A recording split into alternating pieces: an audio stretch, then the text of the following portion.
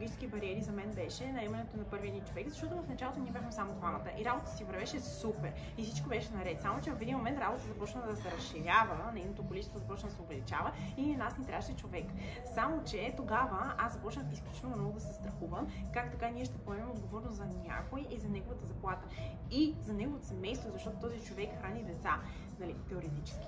И когато ти не си уверен в самото начало, когато нямаш стабилни продажби, нали, ако си в сферата на продажбите или нямаш достатъчно клиенти да извършиш услугата, която ти предлагаш, то ти изключително много се страхуваш да не подведеш. Това обаче е една от най-големите спирачки за развитие, защото когато се страхуваш да наемаш хора и когато не наемаш хора и имаш недостиг в екипа си, ти не можеш да се справиш да поемаш допълнително работа и да разширяваш обема си, съответно се развиваш. И това е нещо, което трябва да се преодолява. Този първи страх. И в крайна сметка наехме го и нямаше нищо страшно. Справихме се с него заплата и започнахме да наемаме още хора.